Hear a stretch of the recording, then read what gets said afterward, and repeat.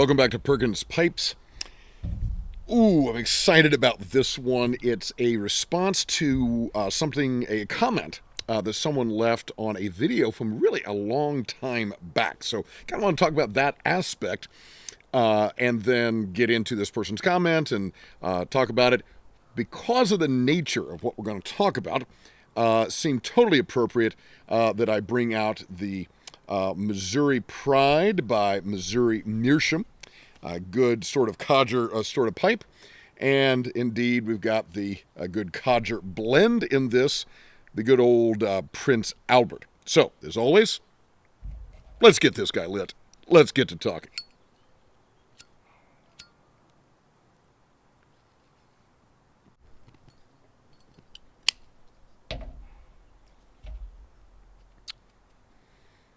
Quite some time ago, I'm going to tell you exactly when, I'd recorded a video about my dad's K. Woody number 69 large pot.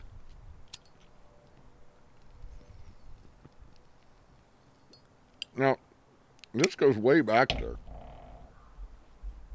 And, let's see here. This is a year ago. This is a good year back on the video. But just about a month ago, a fellow goes by at Ryan Barnes 3209 left a comment. And I want to say something about that first. No surprise, you record a video and whatever comes out, first couple of days, that's when you get all the views. That's when you get the comments. Then that trails off, and that's, to be expected. And then every once in a while, you get somebody who is commenting on one from a ways back. I love that. I think it is so cool that somebody maybe has watched one video and said, hey, let's see what else this Perkins guy has, and let's go back and dig into the catalog, see some of his other stuff, and then leave a comment on it. And I do this. I do this on other people's channels, and sometimes it might be something they posted years ago. And then sometimes I'll get a response back. It's like, hey, that's cool. Appreciate your comment. So I really think that's neat, that sort of engagement over time. So we'll link to that original video if you want to go back and check that one out. But this is what Ryan had to say. So he says, as far back as I can remember, my dad has always smoked a pipe. And then he starts talking about remembering as a child, I was fascinated and romanticized by every aspect of it. Talks about what his dad used to smoke, cherry vanilla Cavendish. Then he moved into other stuff as time went on. To this day, my dad loves his Super Value Vanilla, as well as his Carter Hall. He's a codger through and through. Now, here's the part that I really want to get into.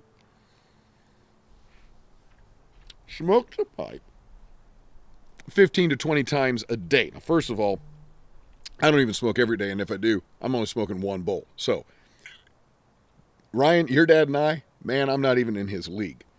But smokes his pipe 15 to 20 times a day, never cleans it or runs a pipe cleaner through it. And usually within a year, he's chewed through the stems. The shanks are broken from him knocking out the ash. But he says, I clean them and ream them for him as often as I can. He smokes one pipe at a time until it's completely useless, throws it away, and smokes another. Then he talks about his own. He says, bought my first pipe 22 years ago. Never looked back. He says, these days I smoke Burleys like you. Prince Albert is my all day, every day, my go-to, my trusty, old, reliable. Oh, when I got that comment, came through, I thought, man, I need to do a video about the codger approach to maybe not cleaning as often. Smoke them until you've ruined them, then go grab another one. Now, clearly, the cob kind of fits that category, right? Inexpensive pipe. You could smoke this sucker until it's no good. Pitch it. You've got your use out of it. Kind of like a disposable pen. So why do so many of us clean ours so fastidiously? Now, I say we, because I am one of those guys. You know that I don't remember my dad smoking a pipe, or maybe I do, but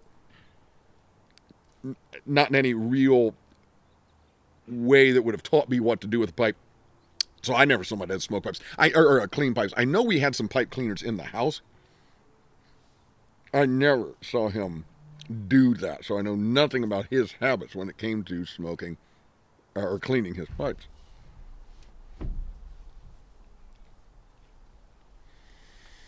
There is something to be said.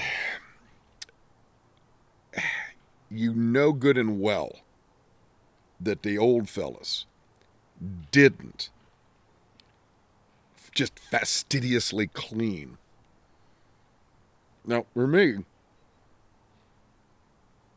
smoke it, take it back in the house, leave it till the following day. Usually the next day, or maybe a few days later, I'll let 2 or 3 kind of pile up that I smoked. Clean several at once.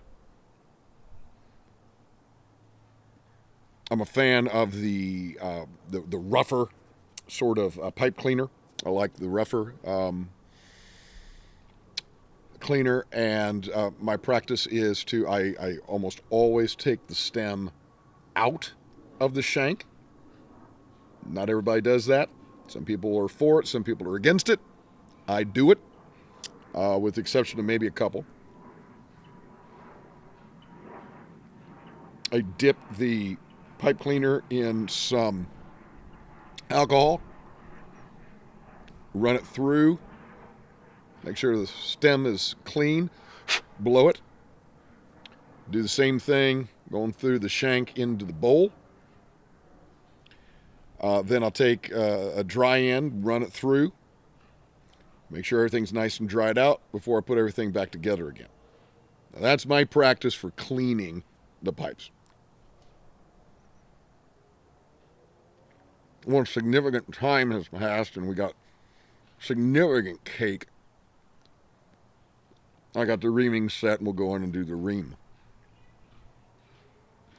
I've only done a full restoration on some estate pipes that a friend gave me.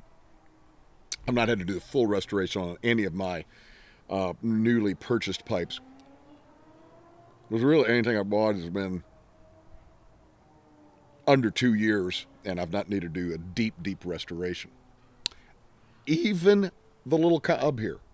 Once I'm done smoking this guy, tomorrow or the next day, I'm going to clean him just as I do my Savinelli, my couple Savinellis, my Peterson, whatever. So what's the difference? I think at another time period, there were guys who just, this was a tool like anything else. It was seen as a maybe disposable thing, and it just didn't do it. Just didn't do it. I know for a fact I clean my fountain pens after uses. I mean, I clean them thoroughly, run water through the feed and the nib and all that jazz, clean it out completely. I know other people didn't do that back in the day. I've seen the results of people who didn't do that. Let them for years, and the ink dried up, and then you had to do some real restoration on those pens. So what's the deal now? Here we are in the 21st century, and so many of us seem to feel the need to clean. Let's be very clear. I am not a neat freak. Now, I like neat. I don't choose to live in a pigsty. But my desk at school, my desk in my home where I do writing and work, man, it gets overflowing with papers and such like that. It's not neat. So I'm not a neat freak.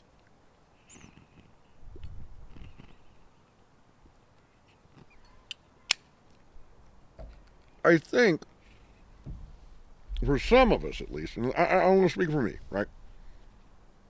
I don't want to speak for myself.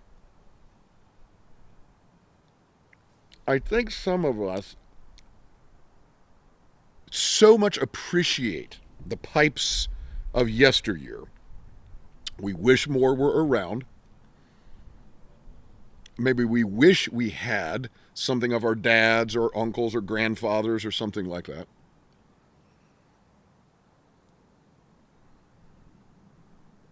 And because of that, I think we want to preserve for ourselves, maybe for posterity.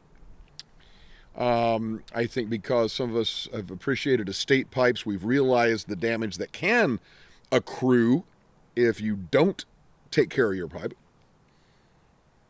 Things have been restored, purchased off of eBay maybe, and you realize, wow, that bowl got completely burnt through. There's just no restoring it at all.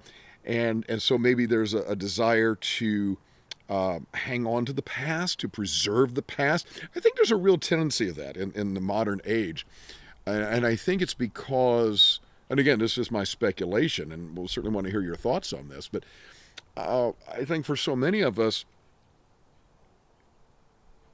we miss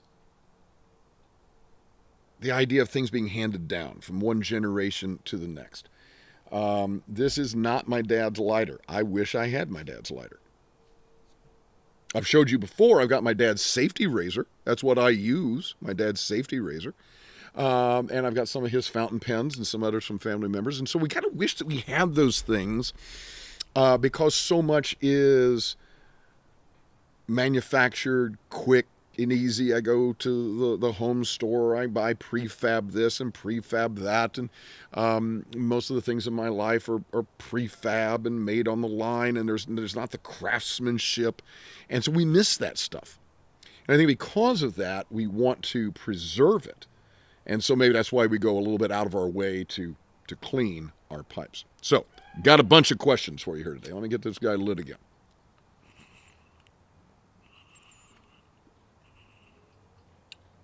All right.